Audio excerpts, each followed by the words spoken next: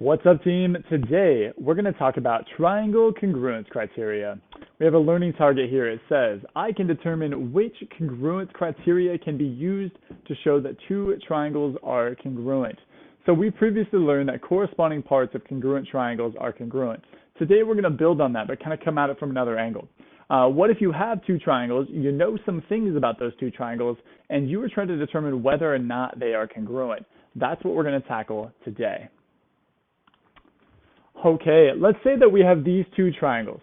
We have triangle ABC, triangle DEF, and we know some stuff about the side lengths. We don't know exactly what the lengths are, but we know that these corresponding sides, AB and DE, are congruent to one another. We also know that BC and EF are congruent to one another, as well as DF and AC. So there's three different pairs of sides here that are corresponding and congruent to one another.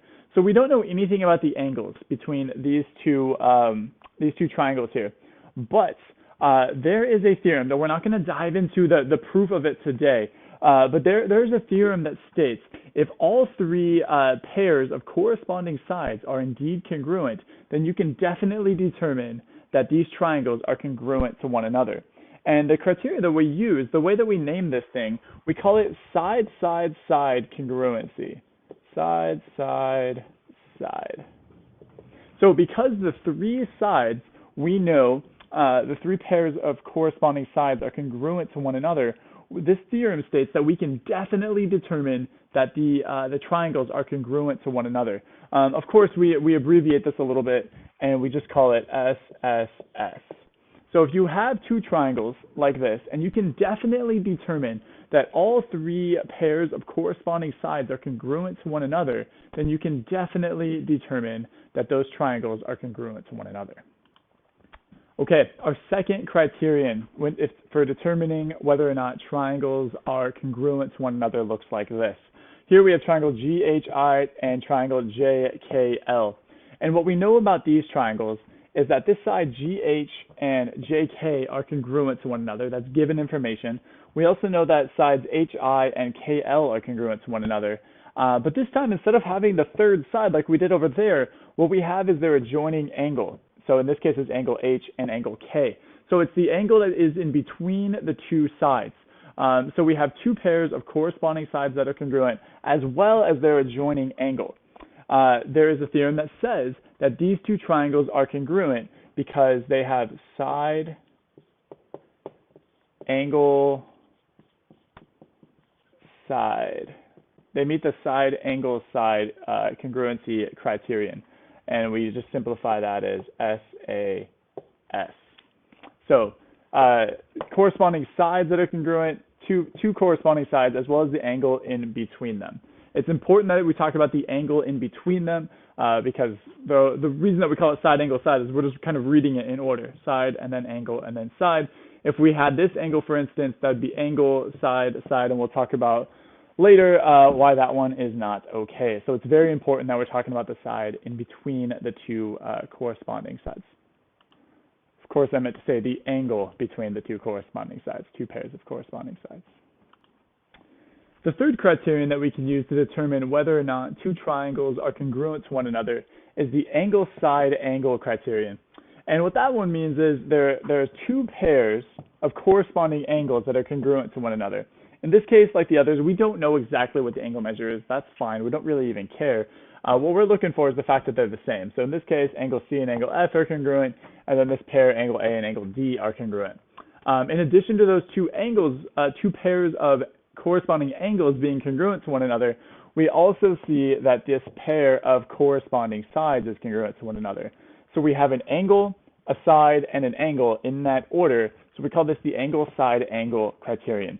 If you have that much information, you can definitely determine that these two triangles are congruent to one another. The fourth and final criterion that we're going to discuss today is the angle-angle-side. I guess the fourth criterion that we're going to discuss that works today is the angle-angle-side criterion. We abbreviate that as AAS. Here's what it looks like. We have two angles, two consecutive angles, which of course, if you have a triangle and you have two angles, they're going to be consecutive. In addition to that, you have one side, and it's not the side that's in between the two pairs of corresponding congruent angles. In this case over here, the one we did previously, we had angle, side, angle in that order. Here we have angle, angle, side. They are super similar, and fortunately for both of us, or fortunately for us, they both indicate that we have congruent triangles. So the kicker here is, like, if you see either of these pairs, this type of information, you definitely have pairs of congruent angles here.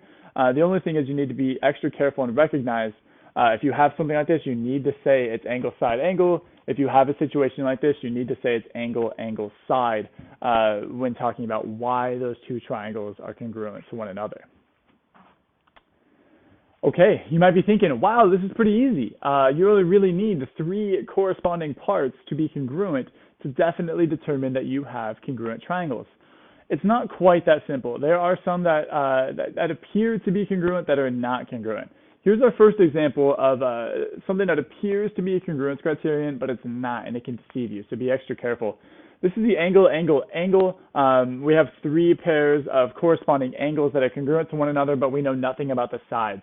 It's tempting to say that these two triangles are congruent to one another, but in fact, it's not necessarily true.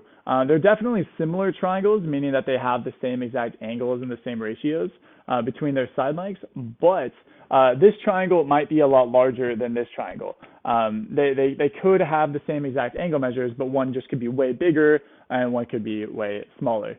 So this here, the angle, angle, angle, do not be deceived by this one, because it does not work. It does not indicate that we have two congruent triangles.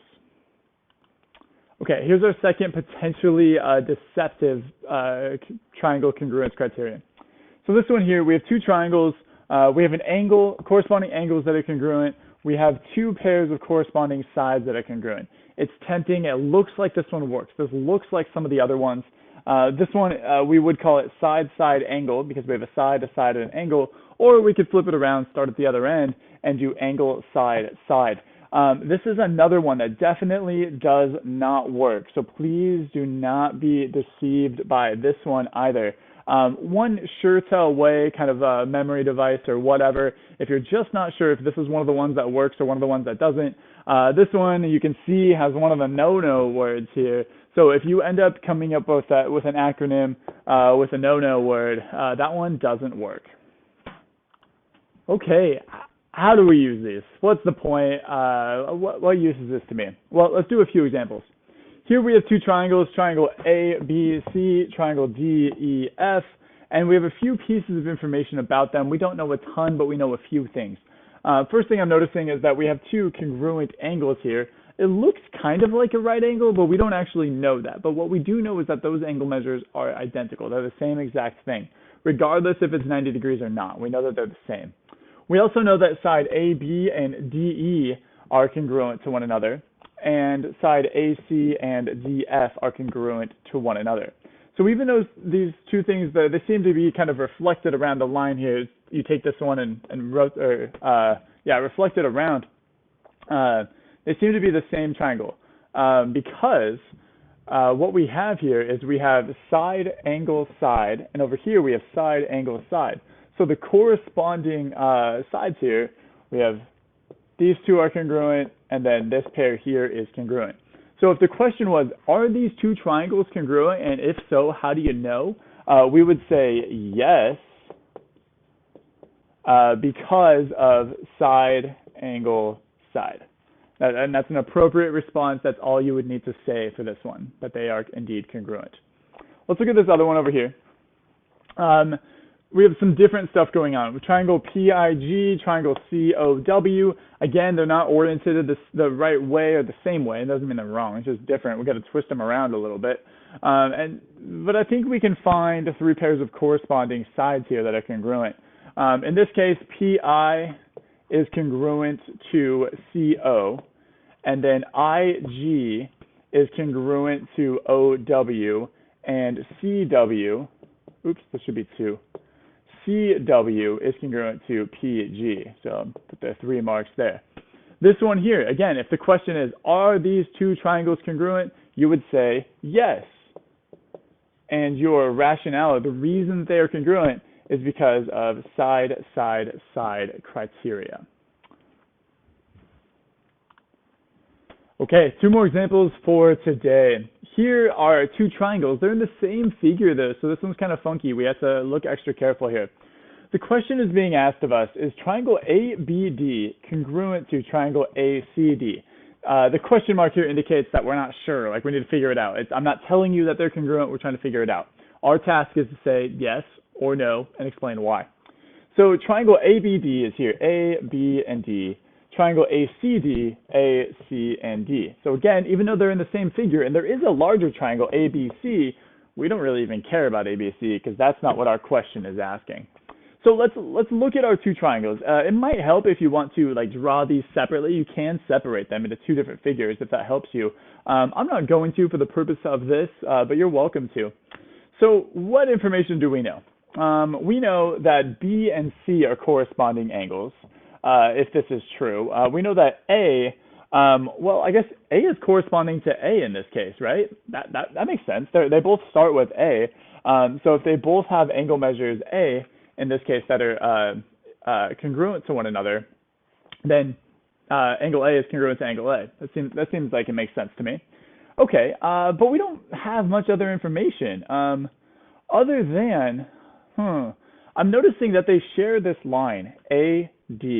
They both have AD as their first and third terms here, the first and third, I don't know, letters in the statements.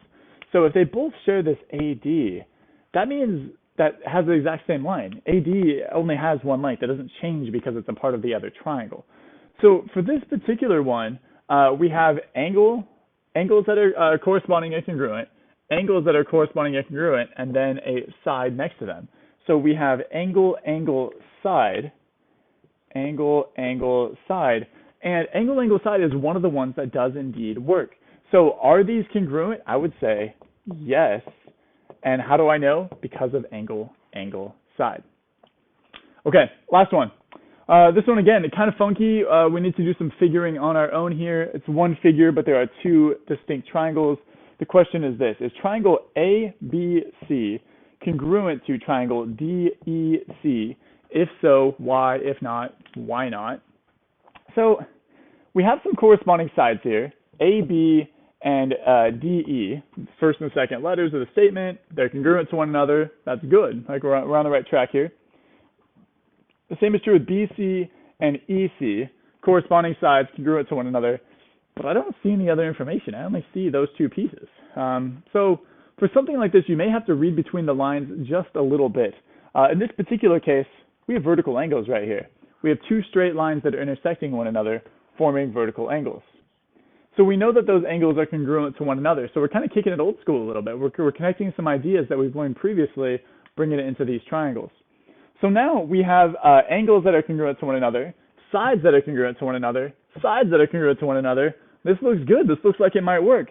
So if I were to say yes, I would say that it is because of angle, side, side criterion. Uh-oh, no word. That means it's no good. So even though it looks good, this one looks like it's going to work, it doesn't. There's not enough information here for us to say, yes, they are congruent triangles. Now, they might be congruent. Like if there's more information that's true about these things that we are not given, they could be congruent to one another, but we just don't have that information. Say you were to walk over here with a protractor and determine that angle B and angle E are indeed congruent angles, well then we could say side angle side congruency. But we just don't have that information. It's not here. So for this one, no, we cannot say that these are congruent triangles because the angle side side criterion doesn't work. It doesn't indicate that we have congruent triangles. Okay, these are big, hefty ideas, hefty concepts. Be extra careful as you're completing your assignment today. Let me know if you have questions, but I believe in you. You got this.